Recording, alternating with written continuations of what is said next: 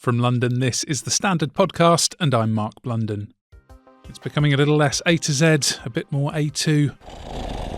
Why the capital's buses have become infuriating slow coaches. But first, the second incarnation of President-elect Donald Trump's cabinet is taking shape. The London Standard's deputy political editor Jitendra Joshi reports on Tuesday that Team Trump 2.0 ushers in potentially dismal consequences for Ukraine, illegal immigrants and the global climate. Trump has already announced a few cabinet-level appointments, so who's in? Jitendra joins us now, and we wanted to know whether there's anyone who could be considered a voice of American unity in Trump's new inner circle. Unifiers would be few and far between so far. The one unifying role, at least in terms of bringing Republican factions together, would be the first person who Trump named, that's Susie Wiles, in the pivotal role of White House Chief of Staff. That was quite quickly after the election. The Chief of Staff is responsible for not just managing personnel and priorities within the White House itself, but also in ensuring reach out to Congress and making sure the president's agenda is driven through. Beyond that, we've had a few sort of cabinet level names announced, including ambassador to the United Nations, but we're waiting now on some key roles, including, for instance, Secretary of State, which sort of has direct implications for us here in terms of US foreign policy. And the name we're hearing is Senator Marco Rubio. If you can think back to an eternity ago to 2016, when Trump first ran for the Republican nomination, one of his rivals then was the same Marco Rubio. Now, they took all sorts of lumps out of each other during that nomination battle, but Rubio has tried hard to mend fences, as have many others who've fallen out with Trump over the years, some more successfully than others. Rubio has been pretty successful to the extent that he's being widely circulated now in US media as the incoming Secretary of State. Now, what does that mean in terms of foreign policy? Well, in particular, what it means, one of the things that Trump made a priority of on the campaign trail this time around was his wish to cut off the taps of US funding for Ukraine to sustain Ukraine in its war against Russia. The US has committed billions and billions of dollars on top of support given by us in the UK, France, Germany and others. Trump says he doesn't want to see that money going there anymore, and that he would end the war in Ukraine on day one. He never has quite got around to explaining how he'd do that, but Rubio would be the key person in charge of delivering on that priority. And who was Trump tasked with border security? The border is probably domestically an even bigger priority for Trump. So he came in, his campaign notably revolved around tough talk about stopping this, what he calls an invasion of vermin. Those are his words. Crossing the border, illegal immigrants, in other words, coming especially from countries to the south in Latin America. And so he needs key, tough-minded people to deliver on that pledge, which entails, for instance, rounding up a mass roundup of illegal immigrants who are already in the US. We saw in Trump's first term raids on workplaces, and we saw very, very controversially children being separated from their parents who'd crossed the border illegally. We can expect a return of those sorts of policies. He's named a so-called border czar to implement that, who's called Tom Homan. He already had an acting role on these sort of questions at the Immigration and Customs Enforcement Agency during Trump's first term. He would slot back in to take charge of that. Trump also needs a secretary for the Department of Homeland Security, which has overall control over such questions. It's looking like that could well be the governor of South Dakota, Kristi Noem. You might recall in the build-up to the election a few months back, she was one of the people who was in the running potentially to be Trump's running mate. That role eventually went to J.D. Vance.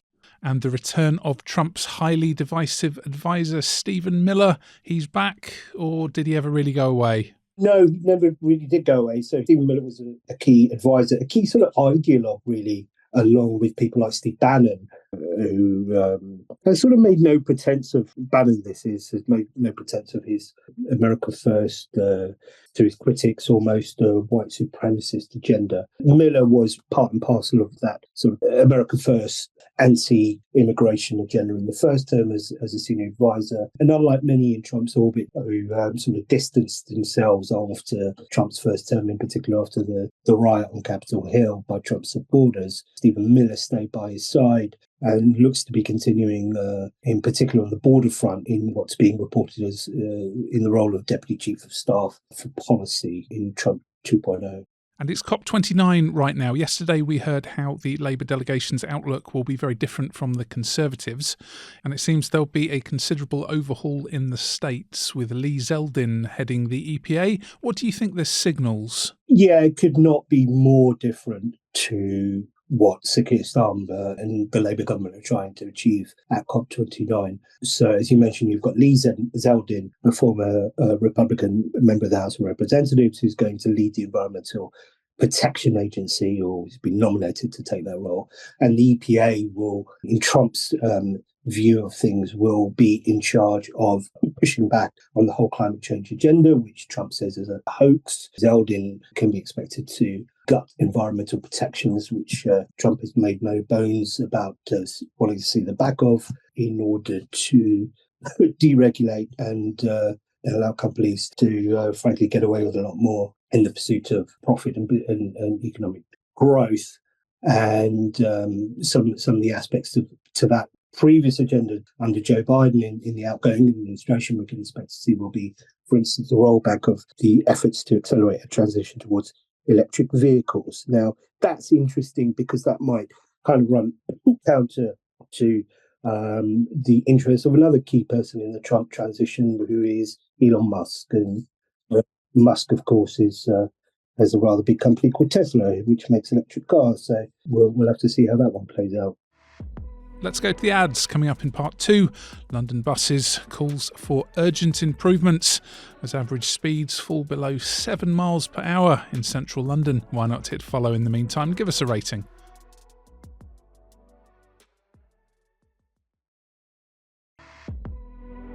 Welcome back. London Standard's transport editor Ross Lydall reports bus speeds are nudging below 7 miles per hour in parts of central London. That's according to data published by the capital's travel watchdog, London TravelWatch, who say TfL's bus network needs urgent improvement. Data shows that in the square mile, the recorded average bus speed was just 6.6 miles per hour. Elsewhere in inner London, it was 8.1 miles per hour, while average bus speeds in outer London were 10.3 miles per hour. But speeds are now generally lower in every borough compared to a decade ago. Ross joins us now. Why so slow, and why has this become such a problem? It's an issue because London buses are the most popular form of transport in terms of sheer numbers. More people travel by bus each day than travel by tube, although obviously tube tends to get more of the attention. What has been found out is that average speeds of London buses in some parts of central London have dipped below 7 miles an hour. So pretty much they're not going much faster than you would if you're walking briskly on your way home to the station or to the pub, I would expect. How has it been caused? Well, that is a bit of a difficult question to answer. There are many factors. One of the main ones, and it won't be as true in central London as in inner and outer London, but the sheer number of vehicles on the road is a key concern of Transport for London. And that is both delivery drivers, such as people dropping off parcels to people working from home, your sort of typical Amazon delivery driver. Another big issue, which is more the case in central London, is the number of minicabs, Uber cabs and so on. Other firms are available. There are more than 100,000 licensed minicabs in London now. And the third reason is that less road space is allocated to vehicles. And that's a conscious choice by TfL to give over more road space to pedestrians and cyclists. You said about encouraging more people to get onto two wheels, but critics would argue you stick a cycle lane in and you halve the amount of real estate for vehicles as well. Is that fair? Well, yes and no. There has been a bit of a debate on social media about this in light of the story we published in The Standard. And the London Cycling Campaign hit back quite strongly at some respondents blaming cycle lanes, saying, "Oh, give us your evidence," and no evidence came forward. Certainly from my own experience, Leabridge Road in Waltham Forest has a sort of cycle superhighway running along both sides, and that certainly has taken away some space from buses. I would say as much of an issue, and I can't be sure that actually you could directly blame cycle lanes for slower buses, but one of the other things I recognise as a potential issue is that TfL has moved away from using sort of old style laybys for bus stops, so the buses tend no longer to pull in to the side of the road and allow other traffic to go past. They simply sit in the middle of the road and passengers essentially sort of step out onto the bus almost in sort of a level type boarding way. Now that means that traffic behind the bus has to wait until the bus moves off again. And whether that actually slows traffic in general, I would say there's probably a reasonable argument to be made that this is one of the many reasons that traffic in general is much slower in London than it used to be. What do we know about how this big slowdown is impacting passenger journeys? Bus satisfaction is only a point ahead of tube satisfaction. Somewhat surprisingly, about 2/3 of bus passengers are reasonably satisfied with their journey. Now, I think that might be because they're looking at the cost of the journey as well. Sadiq Khan, to his credit, has done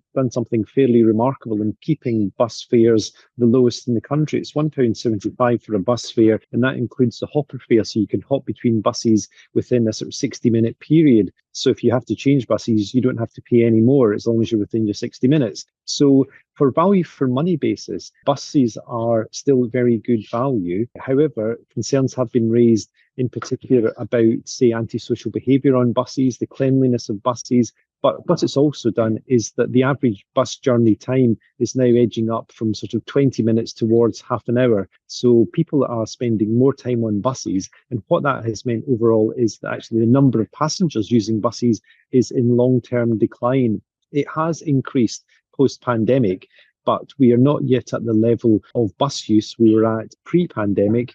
And actually over the last decade, the number of people using London buses has been declining. What's TfL saying in response?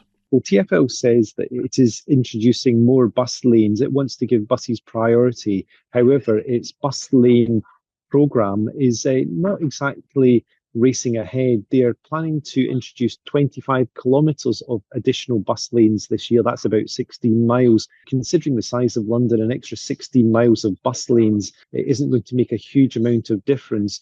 Obviously, bus lanes are places where cars either can't drive or certainly can't park. TfL issued 460,000 tickets to motorists who either parked or stopped in bus lanes or on red routes in the last year. So it's taking enforcement action, and it says it will continue to enforce it. It sees buses as a priority. It wants more people to walk, cycle or use public transport, not their private car. But the reality is, especially in outer London, that the car remains the easiest way to get around, even despite things like the Superloop, which you and I rode on a year or so ago, Sadiq Khan's express bus network. TfL is trying things, but I think the reality is that more Londoners, especially outer Londoners, still prefer to use the car to get around.